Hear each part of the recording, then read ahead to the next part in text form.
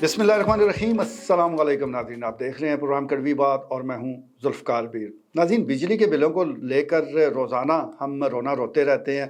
अवाम भी अब एहतजाज कर कर के तंग आ चुके हैं और एक सुकूत है, खामोशी सी हो गई है। लोगों ने लगता यही है कि अब इससे समझौता कर लिया है कि जो बस होना है वो तो होकर रहना है, एहतजाज करके फ़ायदा क्या। लेकिन मैं एक और ख़बर दिए देता हूँ कि अब एक और एहतजाज के लिए आप तैयार हो जाएँ। यानी सुई गैस की कीमतों में 45 से 50% इजाफे की तजवीज़ ज़ेर गौर है। अब हुकूमत कितना इजाफा करती है ये तो बात की बात है, लेकिन IMF ने बहरहाल मुतालबा कर दिया है और कहा है कि ज़्यादा से ज़्यादा इजाफा किया जाए।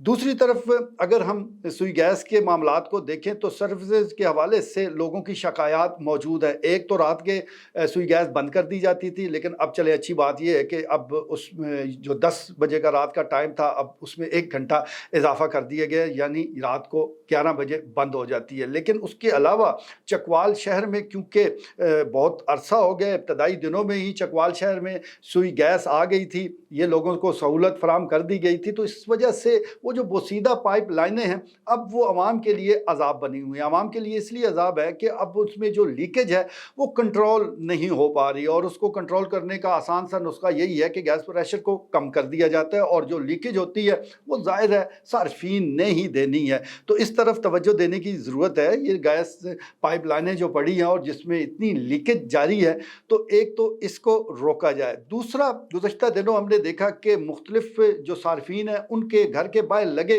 मीटर वो चोरी हो गए। इससे पहले फ़रूकी महल्ला, डब रोड, वहाँ वारदातें हुई, और फिर शहर के बीचों बीच मोती बाज़ार में कई सार्फिन ऐसे हैं जिन्होंने सुबह उठकर देखा तो मीटर गायब थे।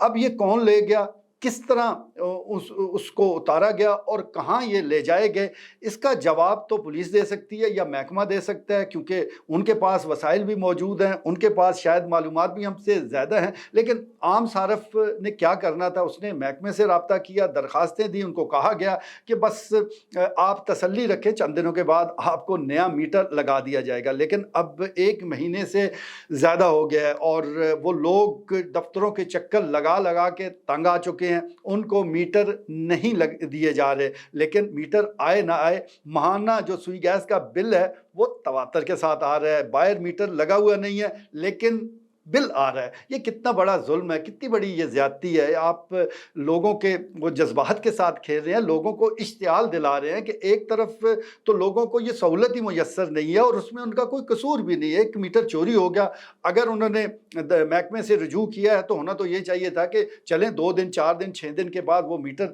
लग जाता। उसमें आपने अगर कोई पैसे डालने थे तो पैसे डाल देते, पैसे भी नहीं डाले गए, ना मीटर दिया गया, हाँ बिल ज़रूर दे दिया गया है। तो इस सिलसिले में ज़रूरत इस बात की है कि एक तो वैसे ही लोग बड़े तंग हैं, तो खुदा के लिए उनके साथ ज़रा नरमी का बर्ताव करें, और जहाँ से भी है, जिस तरह भी है, ये जो दर्जनों मीटर चोरी हुए हैं, एक तो उस ग्रुप का, उस गैंग का सुराग लगाना चाहिए कि कौन लोग हैं जिन्होंने ये मीटर चोरी किए, क्योंकि अगर उनको ना पकड़ा गया तो फिर तो ये सिलसिला शुरू हो जाएगा जो किसी जगह भी ख़त्म नहीं होगा। आगे हम जिस तरह ट्रांसफार्मर चोरी हो रहे हैं, इस गैंग को भुगत रहे हैं, तो फिर अगर खुदा न खास्ता इधर भी ये सिलसिला शुरू हो गया तो कौन है कि जो घर के बाहर लठ लेकर खड़ा हो, राइफल लेकर खड़ा रहे अपने मीटर की हिफाजत के लिए। तो ऐसा मुमकिन नहीं है। इसलिए एक तो इस ग्रुप को पकड़ा जाए, और दूसरा जिन सार्फिन के मीटर चोरी हुए हैं फिर फौर उनको नए मीटर लगा के दिए जाएं, ताकि वो इस मुश्किल दौर से, मुश्किल हालात से बाहर निकलें। आज के लिए इतना ही, इजाज़त दीजिए, अल्लाह ने के बाद।